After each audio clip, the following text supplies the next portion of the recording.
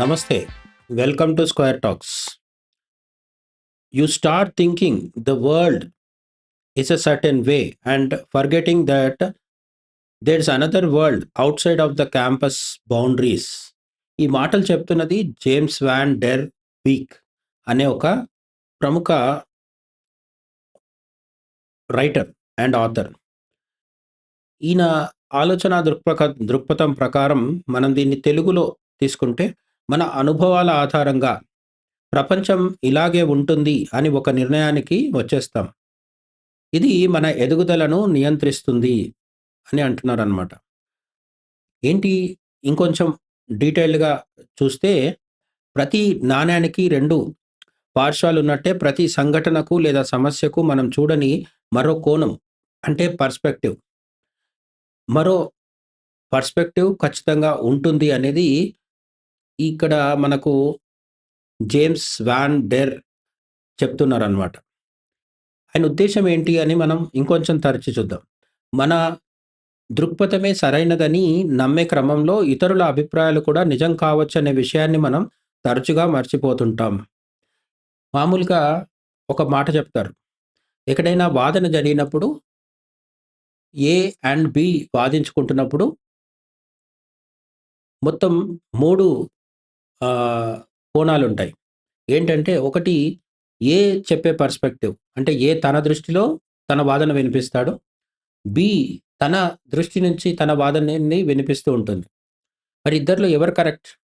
చాలా సందర్భాల్లో మనం తొందరపడి ఏ కానీ బి కానీ కరెక్ట్ అని చెప్పే ప్రయత్నం చేస్తూ ఉంటాం. ఈవెన్ ఏ కూడా తనదే కరెక్ట్ అనుకుంటారు. బి కూడా తనదే కరెక్ట్ అని భావిస్తూ ఉంటారు. అయితే చాలామంది చెప్పేది ఏంటంటే ఏది కరెక్ట్ అవ్వచ్చు, బిది కరెక్ట్ అవ్వచ్చు. ఒక్కోసారి ఈ ఏ, బి కాకుండా మూడోది కూడా ఉండే అవకాశం ఉందన్నమాట. ఏ వాదన జరిగినా సరే వాళ్ళిద్దరూ తమ తరఫున వాదించుకుంటూ ఉంటారు కాబట్టి అసలైన నిజం మూడోది కూడా అవ్వచ్చనమాట. ఈ విధంగా ఎందుకు చెప్పాల్సొస్తుంటుంది అంటే మనం చాలా సార్లు మనల్ని మనం సమర్థించుకోవడం కోసము ఎదుటి వాళ్ళది కూడా ఇంకొక కోణం ఉంటుంది. ఉండడమే కాదు అది కరెక్ట్ అయ్యే అవకాశం కూడా ఉంటుంది అని మర్చిపోయే అవకాశం ఉంటుంది. మర్చిపోవడం కాకుండా కొంతమంది కావాలని కూడా అలా ప్రయత్నం చేస్తూ ఉంటారు. బట్ మెజారిటీ చాలా వరకు తమకు తెలియకుండానే తమది నిజమని, ఎదుటి వాళ్ళది అబద్ధమని ఒక బలమైన తప్పుడు నమ్మకానికి లోనైపోతూ ఉంటారనమాట. ఇక్కడే మనకు సహానుభూతి అంటే ఎంపతి, సింపతి కాదిది. ఎంపతి. సింపతి అంటే మనం పక్క వాళ్ళ మీద చూపించే సానుభూతి. అంటే ఆ కష్టం మనకు లేదు, వాళ్ళకి ఉంది. కాబట్టి మనం సానుభూతి చూపిస్తున్నాం. అంటే రోడ్డు మీద ఒకరు ఆకలితో ఉంటే మీరు వాళ్ళకు ఆహారం అందించారు. అప్పుడది సానుభూతి. ఎందుకంటే మీకు ఆకలి వల్ల ఉండే ప్రాబ్లమ్ ఏంటో మీకు ప్రస్తుతం లేదు. మీరు కడుపు నిండా తినేశారు. కాబట్టి పక్కకున్నవాడు ఆకలితో ఉంటే వాడొచ్చి అడిగాడు కాబట్టి మీరు సానుభూతి చూపించారు. కానీ ఈ సహానుభూతి అంటే సానుభూతి కాదు. ఎంపతి అనేది సింపతి కాదనమాట. ఎదుటివాడి కష్టాన్ని మనకి కలిగితే అప్పుడు మనకెంత బాధ కలుగుతుంది అనేది మనం పరిగణలోకి తీసుకున్నప్పుడు కలిగేదాన్ని ఎంపతి అంటారు. అవతలి వ్యక్తి స్థానంలో నిలబడి ఆలోచిస్తే ప్రపంచం మనకు కొత్తగా కనిపిస్తుంది. ఇది మనుషుల మధ్య బంధాలను బలపరుస్తుంది. ఒక మనిషి మనకొకటి నచ్చొచ్చు, ఒకటి నచ్చకపోవచ్చు. మనకంటూ ఒక వాదన ఉండొచ్చు. అది తప్పు కాదు. కానీ దాన్ని ఎప్పటికీ మార్చుకోకుండా దాన్నే పట్టుకొని వేలాడడం అనేది చాలా తప్పు. ఎదుటి వాళ్ళు ఒక వ్యక్తి విషయం చెప్పినప్పుడు అది కరెక్ట్ అవ్వచ్చు, రాంగ్ అవ్వచ్చు. రాంగ్ అయితే వదిలేద్దాం. కానీ కరెక్ట్ అయినప్పుడు మనం దాన్ని అంగీకరించగలగాలి అంటే వాళ్ళ స్థానంలో మనం ఉండి ఆ సమస్యని అవగతం చేసుకునే ప్రయత్నం చేస్తే, ఆ సమస్యను అర్థం చేసుకునే ప్రయత్నం చేస్తే మనకు ఒక కొత్త దృష్టికోణం కనిపిస్తుంది. అప్పుడే మన ఎదుగుదల కూడా సాధ్యమవుతుందనమాట. ప్రపంచం గురించి మనకున్న అభిప్రాయాలు ఎప్పుడూ ఒకేలా ఉండకూడదు. క్రొత్త విషయాలు తెలిసినప్పుడు మన ఆలోచనలు మార్చుకోవాలి. చాలామంది పుట్టిన మొదటి 10 సంవత్సరాలు అంతో ఇంతో మారుతూ ఉంటారు. కానీ 10-20 వచ్చే వరకు తమను తాము స్థిరపరుచుకునే క్రమంలోకి వెళ్ళిపోతూ ఉంటారు. అంటే క్రమంగా నీరు మంచులా మారినట్టు, అంటే నీరు ఐస్ క్యూబ్ లాగా మారిపోయినట్టు, ఒక పల్చగా అటు ఇటు కదులుతున్న నీరు ఐస్ లాగా మారినప్పుడు ఇక కదలడం ఆగిపోతుంది. ఇటువంటి స్థితి చాలా మందికి 20 ఏళ్లకో, 25 ఏళ్లకో లేదంటే 30 సంవత్సరాలకో వస్తుంది. ఇంకా అక్కడి నుంచి మారడం మానేస్తారు. తాము పట్టుకున్న కుందేలుకి మూడే కాళ్ళని వాదించే ఆహ్, పరిస్థితిలోకి వెళ్ళిపోతుంటారు. వాళ్ళతో ఎదురుపడి మాట్లాడడం గూడా చాలా కష్టంగా, అసాధ్యంగా ఉంటుందనమాట. ఇలా జరగకూడదు అంటే మనం ఎప్పుడు కూడా చాలా ఉద్దేశపూర్వకంగా, జాగరూకతతో మనము ఒక పని చేయాలి. ఏంటంటే, మనం కొత్త విషయాలు తెలిసినప్పుడు మన ఆలోచనలని మార్చుకోగలిగే పరిస్థితిలో ఉండాలి. అంటే కొత్తదనాన్ని ఆహ్వానించగలగాలనమాట. ప్రపంచంలో ఉన్న ఏకైక సత్యం ఏంటంటే, శాశ్వతంగా ఉండేది ఎప్పుడు తాత్కాలికమే. అంటే ఈ సృష్టిలో తాత్కాలికత అనేది మాత్రమే శాశ్వతం. ఏది కూడా శాశ్వతంగా ఉండదు. అన్నీ మారిపోతూ, మారిపోతూ ఉంటాయి. ఈ అన్నీ మారిపోతాయనే ఒక్క విషయం మనకు తెలిసినప్పుడు మార్పును అంగీకరించడం చాలా సులువవుతుంది. మార్పును అంగీకరిస్తేనే మన జీవితం విస్తృతమవుతుంది, పరిపక్వమవుతుంది. అలాగే ముందుకు వెళ్తూ కొత్త కొత్త జీవిత పాఠాలు కూడా నేర్చుకునే అవకాశం ఉంటుంది. అలాగే ఒక సమస్యను ఒక కోణంలో చూస్తే పరిష్కారం దొరకకపోవచ్చు. దృక్పథాన్ని మార్చినప్పుడే వినూత్నమైన ఐడియాలు పుడుతూ ఉంటాయి. చాలా సమస్యలకి మనం ప్రయత్నిస్తున్న మార్గంలో సమస్యకు పరిష్కారం ఉండకపోవచ్చు.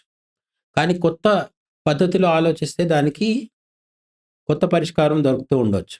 చాలా ఫేమస్ ఏంటంటే థామస్ ఆల్వా ఎడిసన్ కరెంటు బల్బ్‌ని కనుక్కున్నప్పుడు ఎలక్ట్రిక్ బల్బ్‌ని చాలా రకాలుగా ప్రయత్నించారు అని జెప్తారు. ఇప్పుడంటే మనం ఎల్ఈడీ వాడుతున్నాం. దీనికి ముందు ఫిలమెంట్‌తో నడిచే బల్బ్స్ ఉండేవి. అందులో వాడే ఫిలమెంట్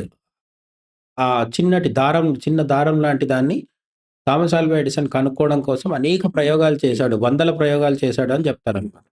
ఇలా ప్రయోగాలు చేయడం అన్నిటిని ఓటమిగా ఆయన భావించలేరు. గెలుపు సాధించడానికి ఎన్ని రకాల పద్ధతులు ప్రయత్నించకూడదో అవన్నీ నేను చేస్తున్నాను అని చెప్పాడనమాట. అంటే ఇక్కడ సృజనాత్మకత, క్రియేటివిటీ ఒక కొత్త ఆలోచన కానీ, ఒక కొత్త పని గాని జరగాలి అన్నప్పుడు మనం అనేక ప్రయత్నాలు చేస్తూ ఉండాలి. అనేక ప్రయత్నాలు చేయాలి అంటే ఈ గిరి గీసుకొని కూర్చునే అలవాటు పోవాలి. నేనింతే, నేనిలాగే ఉంటాను, నేను మారే అవకాశం లేదు, మార్పు నాకు నచ్చదు. ఇలాంటి మాటలు మాట్లాడేవాళ్ళు కొత్తగా ఏం చేయలేరు. కొత్తగా ఏదైనా చేయాలి అన్నప్పుడు మనం దానికి తగ్గట్టుగా మారాలి. ఇప్పుడు మీరు ఎండాకాలంలో చాలా పల్చటి బట్టలు అంటే చాలా ఆహ్, లైట్‌గా ఉండే బట్టలు వేసుకుంటారు. కానీ వర్షాకాలం వచ్చేసరికి మన డ్రెస్సింగ్ మారుతుంది.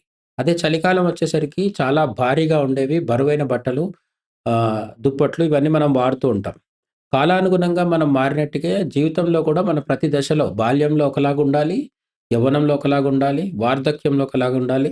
ఇలా పెరుగుతూ, పెరుగుతూ ఉన్న క్రమంలో మనం మార్పును అంగీకరించినప్పుడే మనం ఏదైనా సరే సాధించగలుగుతాం. అలాగే జీవితంలో గూడా ఎక్కువ మనశ్శాంతితో ఉండగలుగుతాం అనమాట. నాకే అంతా తెలుసు, నేను చూసిందే నిజం అనే అహంకారం నుండి బయటపడడమే ఈ సూక్తిలోని అంతరార్థం. ఇక్కడ టోటల్‌గా ఈ కొటేషన్‌లో మనకు చెప్పేదేంటంటే, అంతా నాకే తెలుసు అనుకున్నవాడు ఇంకేం తెలుసుకోలేడు. నాకేదైనా తెలియదు అని అనుకున్నప్పుడు తెలుసుకునే అవకాశాలు చాలా వరకు గేట్లు తెరుచుకుంటాయి. ఆ విధంగా మనకు తెలీదనే దాన్ని ఒప్పుకుంటూ, ఇంకా తెలుసుకోవాలి అనే దానికి సిద్ధపడాలనేది ఈ సూక్తి యొక్క సారాంశం. లోకం అంటే భిన్నత్వాల కలయిక. అందరూ ఒకేలా ఆలోచించాల్సిన అవసరం లేదని గుర్తించడం గొప్ప పరిణతి. మెచ్యూరిటీ అంటారు కదా! మెచ్యూరిటీ అంటే ఏంటి అంటే, ఈ లోకంలో అనేక రకాల వాళ్ళుంటారు అని నువ్వు ఫస్టు అర్థం చేసుకొని దాన్ని ఒప్పుకుంటే, అందరూ ఒకేలా ఆలోచించాల్సిన అవసరం లేదు అని మనకొక స్పష్టత వస్తే, దాన్ని అంగీకరించగలిగితే, అప్పుడు మనకు పరిణతి వస్తుంది అని ఇక్కడ చెప్తున్నారు. అలాగే పరిణతి వచ్చిన తర్వాత ఏం జరుగుతుంది అంటే, మనకు నచ్చని విషయాలను కూడా వేరే కోణంలో చూడటం నేర్చుకుంటే, అవసరమైన, అనవసరమైన కోపం, ఆందోళన తగ్గుతాయి. ఇక్కడే మనం ఒక విషయం చెప్పుకోవాలి.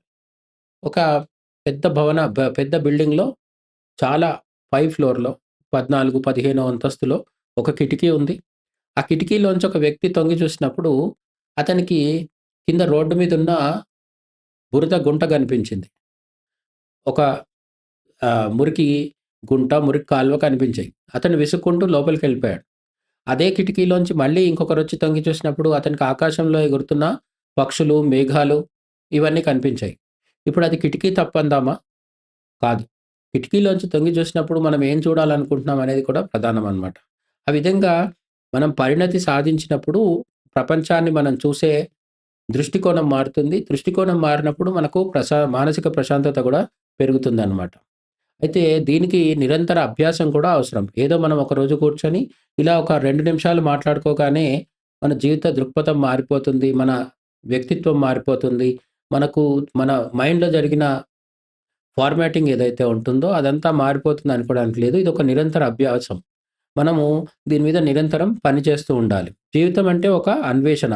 ప్రతిరోజు కొత్త కోణాలను వెతకడం ద్వారానే మనం సంపూర్ణమైన వ్యక్తులుగా మారతాం అనే విషయాన్ని అర్థం చేసుకొని, ప్రతిరోజు పొద్దున్న లేచిన తర్వాత ఈ రోజుని ఎంత కొత్త మార్గంలో, ఎంత సరికొత్త దృష్టికోణంతో గడపగలమనేది మనం ఆలోచిస్తూ ఉండాలనమాట. Thank you.